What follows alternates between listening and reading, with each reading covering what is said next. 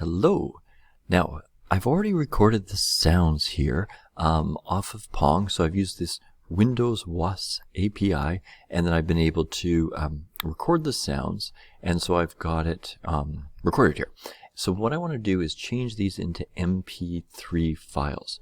So what I will do is just go, now this is, I know sort of this is the buzzer sound, these are sort of the bleep, and you know, we could sort of just go with these. I'll just sort of show you the idea here of how you could extract these sounds. So all I do is, say this is the buzzer sound, I could just highlight it, and there's a copy, okay, just like there, or Control C works as well. So you can copy that, File, New, and once I'm in here, I can paste, I believe. Yep, just Control V, paste it in, and I've got this sound. So I could test it. I'm not going to because I'm a little worried with my mic setup here, but I'm just going to File, export it, and then usually I would export it as an MP3.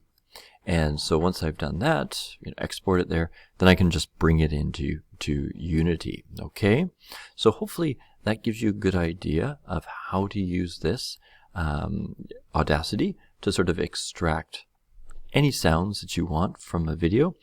If you can find the sound and just do, YouTube to MP3, that works as well. But this gives you a bit more of the ability to find those sounds and isolate them and then use them. It gives you a bit more flexibility, like I said. So moving back into Unity, let me explain how I've got the sounds of, into my game here. Now, there's kind of two things that I had to deal with.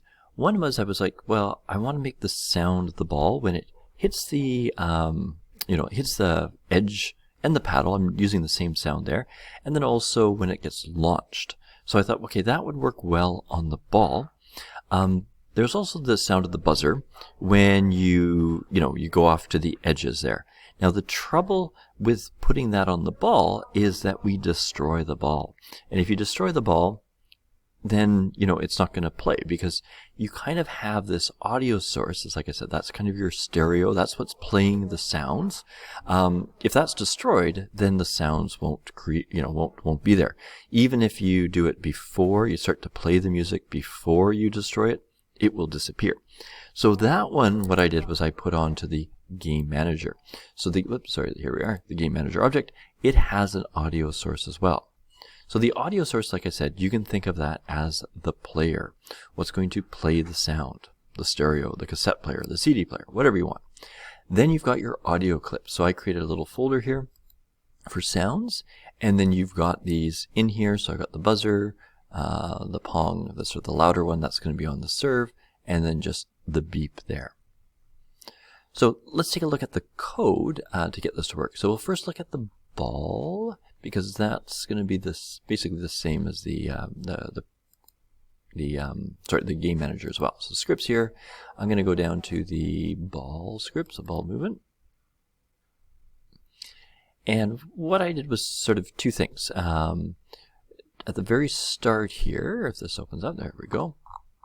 If I did at the start here, what I did was I created a audio source, okay, and then that's going to grab the audio source component. The second thing that we've got here is the sounds, the two clips. And so, like I said, for the ball, it's going to have the two clips, and I called them the serve and the hit. So once I've got those, in this case, three variables created, what I would do is come down and assign the audio source to the sound, right? Because we said that the sound is going to be the audio source. It has to grab the audio source. Same idea with the RB2D, right? We define that as the rigid body, but we have to grab the rigid body.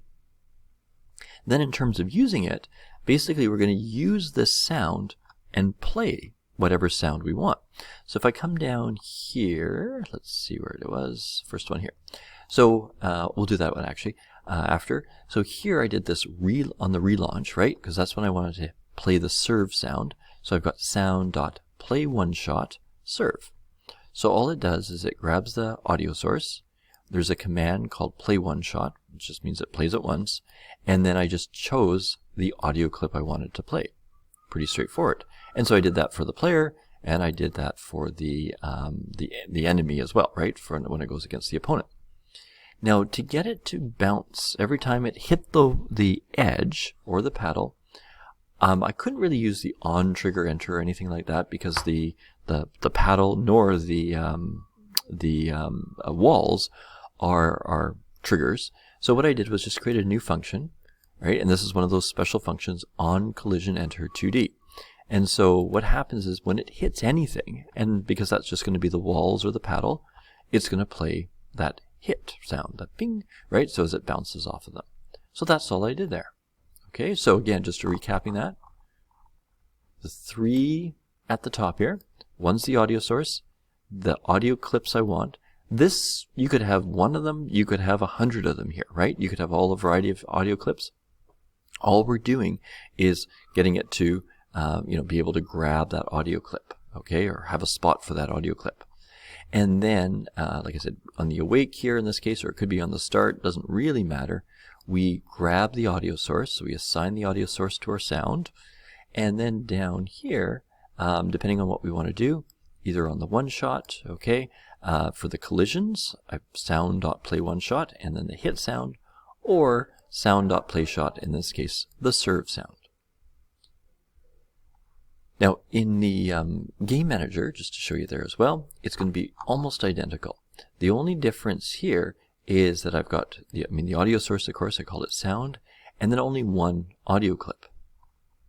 And then down here, same thing, grab the audio source, and then when it, basically the buzzer is when you lose, right?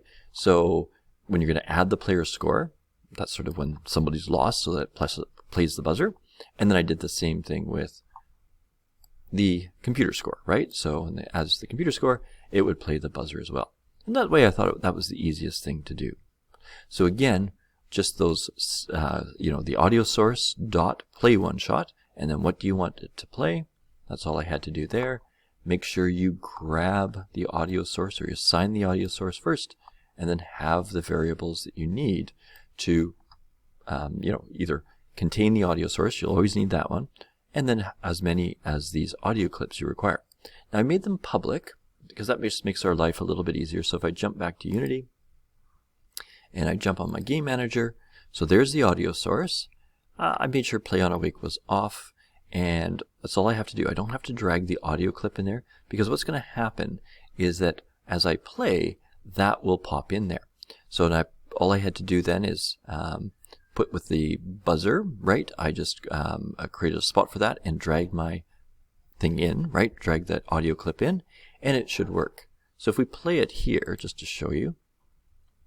So we're sort of looking for the audio clip, and you could see, I think it changed. Oh, it doesn't show up there, but it is playing that audio clip, okay? Hopefully you could hear that. And then the same thing, right, with the, I guess that was on the ball, that we've got those things there. Now, one thing I'll just mention about the ball, because the ball is a prefab, make sure you're making those changes to the prefab, okay?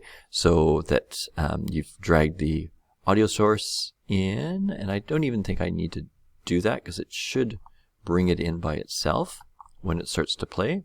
But I've dragged it in there.